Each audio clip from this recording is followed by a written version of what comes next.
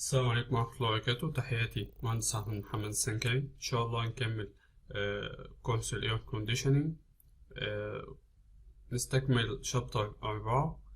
اتكلمنا فيه على بعض ال Air Conditioning Processes. إن شاء الله النهاردة نكمل باقي ال Processes اللي بتتم في ال Air Conditioning أو اللي بنستخدمها للوصول بالكونديشن بتاعة الهواء للكونديشن المرغوب فيها داخل الغرفة. البروسيس اللي معانا دلوقتي أو اللي هنكمل بيها حاليا هي الكولينج and dehumidification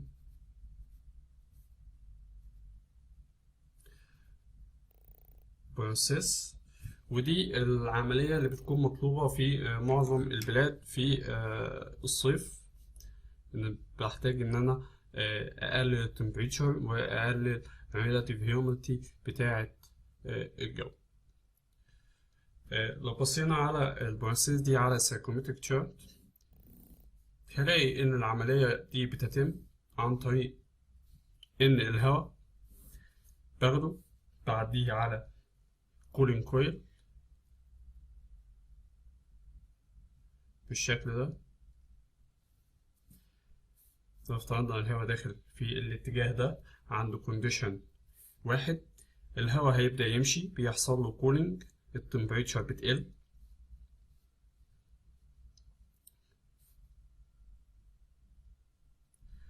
لحد ما بيوصل عند نقطة معينة.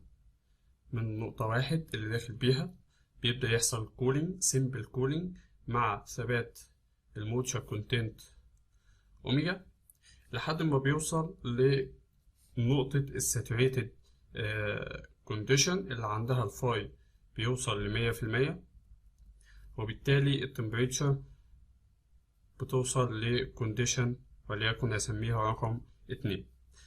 أي كولينج زيادة وليكن هنفترض إن هو وصل للكونديشن دي عند النقطة دي، أي كولينج زيادة هينتج عنه إن هيحصل تكثيف للوتر فيبر اللي موجود في الهواء، والتمبريتشر هتقل معايا لحد ما اوصل وليكن للنقطة دي، النقطة 3 عندها أوميجا 3 والتمبريتشر دي 3، وبالتالي هيطلع هنا عند كونديشن 3. المية بتكثف هنا وأقدر إن أنا أصرفها بعد كده في أي منطقة. في واقع الحال اللي بيحصل فعليا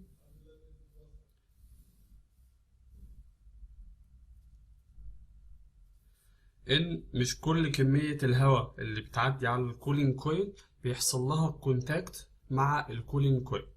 افترضنا الكولينج كويل التمبريتشر بتاعته T3، فبالتالي في هواء هيعدي على الكولينج كويل التمبريتشر بتاعته هتوصل ل T3، بس باقي الهواء اللي هيحصل ان هو مش هيحصل كونتاكت مباشر ما بينه وما بين الكولينج كويل، فبالتالي هيطلع ولا كأنه حصل له حاجة. فبالتالي العملية أو الهواء اللي طالع عند كونديشن 3 مش هيوصل بالظبط للتي 3. لو افترضنا دي نقطة واحد اللي داخل بيها الهواء، طبعا هيوصل لنقطة 3 وليكن عند النقطة دي.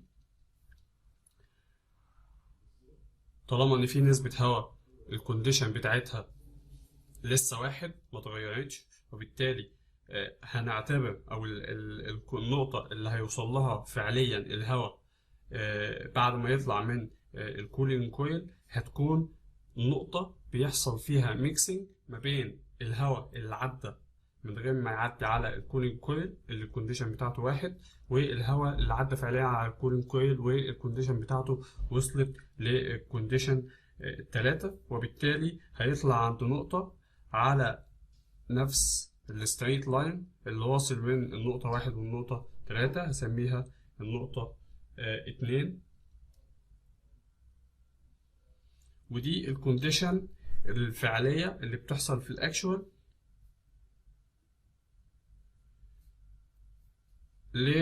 عند الخروج بتاع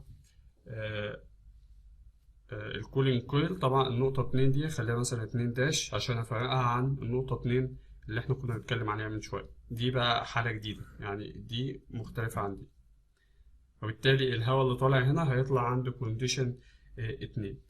نسبة الهواء اللي ما بيحصلوش كونتاكت مع الكولينج كويل دي بتعبر عن الباي باس فاكتور اللي اتكلمنا عليه قبل كده في السمبل هيتنج والسمبل كولينج.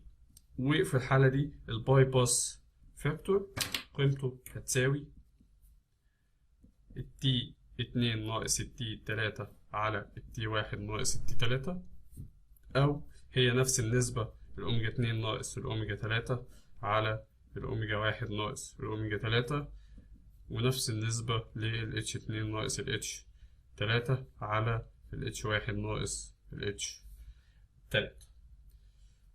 في الحالة دي هنا الباي باس فاكتور بيعبر عن نسبة ال uncontacted air مع الكولينج كويل، وبالتالي نسبة الكونتاكتد اير مع الكولينج كويل اللي هي هتبقى بتساوي الواحد ناقص الباي باس فاكتور، اللي هي تعتبر الافشنسي بتاعت عملية الكولينج والديهيوميديفيكيشن اللي بنتكلم عليه. طيب دلوقتي ادي البروسيس اهي،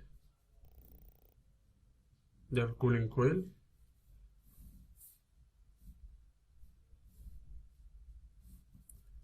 الهواء بيعدي عليه، الهواء داخل هنا بكونديشن واحد، الام دوت اير واحد و اتش واحد. هيبدأ يحصل ان الكولينج كويل هيسحب الهيت الزيادة من الهواء، هنسميها كيو دوت، وفي نسبة مية بتتكثف في الوعاء ده. كمية المية دي هسميها ام دوت ووتر، والانثالبي بتاعتها اتش ووتر. الكونديشن اللي هيخرج بيها هنا هي الام دوت اير و اتش 2، هي نفسها الام دوت اير واحد، هي نفسها الام دوت اير 2، الاتنين بيساووا بعض، لان الدراي اير ما اختلفش، اللي اختلف الووتر فيبر او نسبة الووتر فيبر. لو حبيت اطبق الماس بالانس او الماس كونسرفيشن،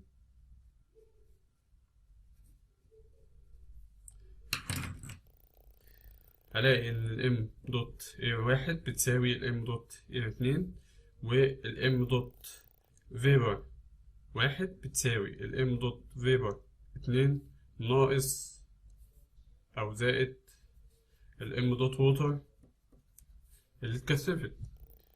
وبالتالي الام دوت ووتر هتساوي الام دوت في واحد ناقص الام دوت في 2، اللي هي بتساوي اوميجا واحد في الام دوت اير واحد، وهنا بيساوي اوميجا 2 في الام دوت اير 2. هاخد الام دوت اير عامل مشترك، بيتبقى لي الاوميجا واحد ناقص الاوميجا 2. لو طبقت الانرجي كونسرفيشن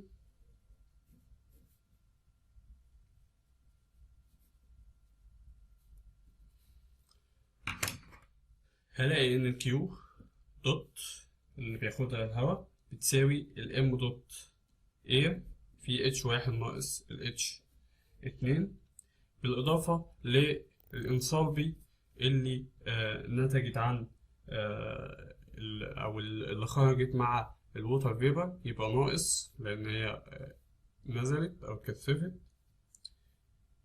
كميتها بتساوي الام دوت اير في اوميجا واحد ناقص الاوميجا 2، دي اللي هي الام دوت ووتر مضروبة في الاتش ووتر، وده بيساوي الكيو دوت سنسبل زائد الكيو دوت ليتر. لو جيت في المعادلة دي وقسمت على الام دوت ووتر، بالتالي هلاقي ان الكيو دوت على الام دوت ووتر بتساوي الام دوت اير على الام دوت ووتر، هيديني ام دوت اير اتش واحد ناقص ال اتش 2 على الام دوت ووتر، هفكها ام دوت اير في الاوميجا واحد ناقص الاوميجا 2 اللي احنا جبناها من المعادلة دي، ناقص الام دوت اير اوميجا واحد ناقص الاوميجا 2 في الاتش دبليو على الام دوت ووتر اللي هي ام دوت اير في الاوميجا واحد ناقص الاوميجا 2. فبالتالي الجزء ده هيطير مع الجزء ده، الام دوت اير هتطير مع الام دوت اير، هيتبقى لي ان الكيو دوت على الام دوت ووتر هتساوي الاتش واحد ناقص الاتش اتنين على الاوميجا واحد ناقص الاوميجا اتنين ناقص الاتش دبليو. المقدار ده قيمته صغيرة جدا، اقدر ان انا اهمله neglected، فبالتالي هيديني الكيو دوت على الام دوت ووتر بيساوي دلتا الاتش على دلتا الاوميجا. البروسيس اللي معانا بعد كده هي اللي بيحصل فيها cooling with humidification، والبروسيس دي اتكلمنا عنها قبل كده وسميناها evaporative cooling process، واللي اتكلمنا عنها ساعة لما كنا بنشرح خاصية الويت bulb temperature، وقلنا وقتها ان العملية دي بيحصل فيها adding للموتشر للهواء بتمبريتشر عند بتساوي تمبريتشر بتاعة الويت بالب تمبريتشر بتاعة الهواء، وبالتالي البروسيس بتمشي على الكونستانت لاين بتاع الويت بالب تمبريتشر، تي ويت بالب بتساوي كونستانت، وقلنا ان هو تقريبا الاتش بيساوي كونستانت. بالتالي هنا مفيش اي كيو، الكيو هتساوي زيرو لان مفيش تغير في الدلتا اتش بيحصل ما بين كونديشن واحد والكونديشن اتنين.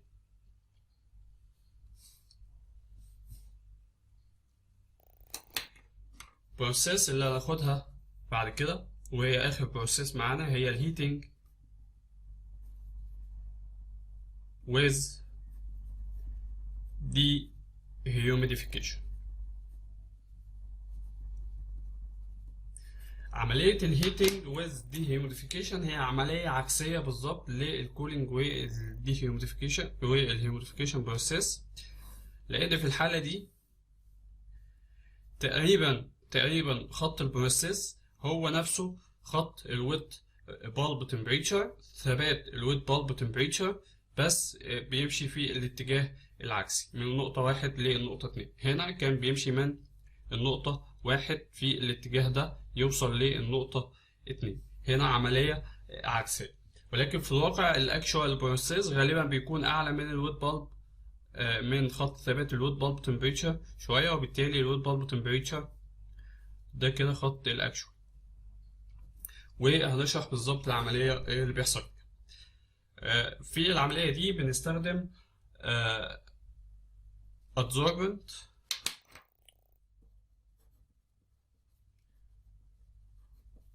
الادزوربنت بيكون سطح صلب لمادة، المادة دي عندها القدرة ان هي تمتص الووتر فيبر من الهواء عن طريق اختلاف في الفيبر بريشر بتاع سطح الادزوربنت مع الفيبر بريشر بتاع الووتر اللي موجودة في الهواء. وبناء عليه لما بيجي يعدي الهواء على الادزوربنت دي بيحصل ان الادزوربنت بتمتص الووتر فيبر من الهواء، وبالتالي بيحصل تكثيف للووتر فيبر. الهيت اللي ناتج عن عملية التكثيف بتاعة الووتر فيبر بيكتسبها الهواء، وبالتالي درجة حرارته بتعلى، لذلك بيحصل له هيتنج. اما الووتر فيبر بيمتصه الادزوربنت، وبالتالي بيحصل ديهيوميديفيكيشن للهواء. في الحالة دي هيمشي البروسيس هتمشي من النقطة واحد للنقطة اتنين. الكلام ده في لو مش في الحالة الأكشوال. في الأكشوال نتيجة عملية الأدزوربنت بينتج عنها هيت زيادة غير الهيت بتاعة الكوندنسيشن بتاعة الووتر فيبر. الهيت الزيادة دي هي كمان بتنتقل للهواء، وبالتالي درجة حرارة الهواء بتعلى أكتر، فبيمشي على المسار من واحد لاتنين داش اللي هو في حالة الأكشوال بروسيس. كده نكون أخدنا كل أنواع البروسيسز اللي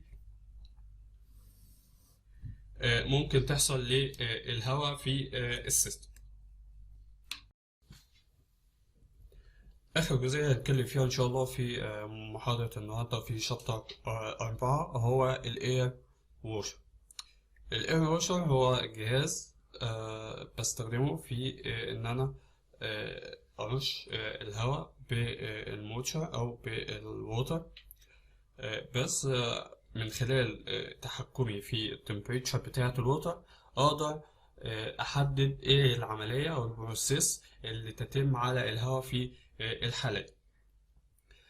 عندي في الاير ووشر تقريبا 7 حالات، حسب زي ما قلنا التمبريتشر بتاعة الووتر اللي أنا بضخها في الاير ووشر. زي ما احنا شايفين ده جهاز الاير ووشر، بدخل الهواء من الفتحة دي وبيخرج من الفتحة دي.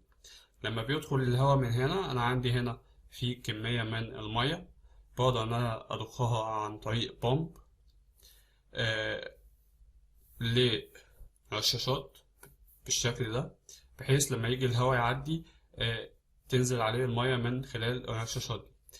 بستخدم جهاز بعمل بيه هيتنج أو كولينج للمية حسب التمبريتشر اللي أنا محتاجها، وعامل زي وصلة عبارة عن ميك اب ووتر، بحيث إن أنا المية اللي بتتبخر وبتخرج مع الهواء أقدر إن أنا أعوضها عن طريق الميك اب ووتر، عن طريق المتوصل عن طريق الفالف اللي من خلال العوامل دي بقدر أشوف أو بقدر أتحكم في فتحة الفالف، وبالتالي الفالف وبالتالي الميك اب ووتر نسبة دخولها.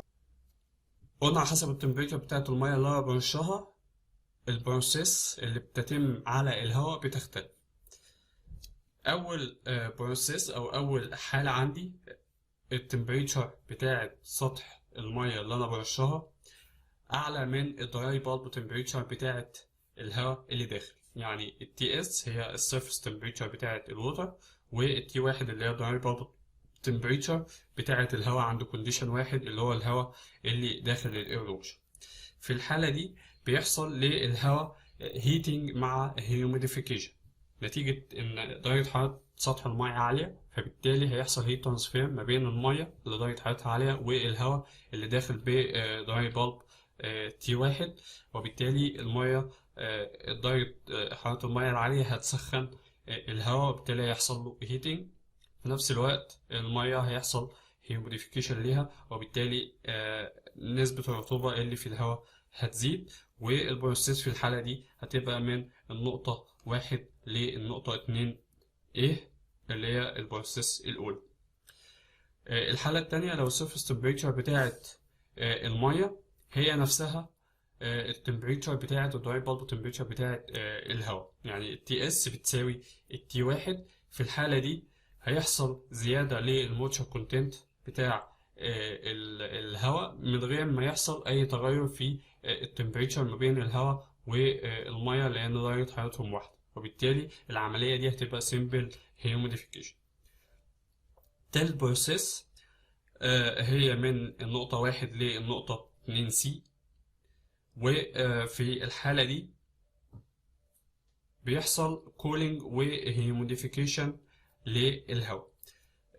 الحالة من 1 ل 2 سي لازم تكون التمبريتشر بتاعة سطح المية أقل من الدراي بالب تمبريتشر بتاعة الهواء، بس في نفس الوقت أعلى من الويت بالب تمبريتشر بتاعة الهواء اللي داخل. التي اس أكبر من التي ويت بالب وأقل من التي دراي بالب. في الحالة دي هيحصل هيت ترانسفير ما بين الهواء والمية. طبعا المية هتقلل أو هتاخد هيت من الهواء، بالتالي التمبريتشر بتاعة الهواء هتقل، بيحصل كولينج، ولكن وفي نفس الوقت بيحصل تبخر لكمية المية.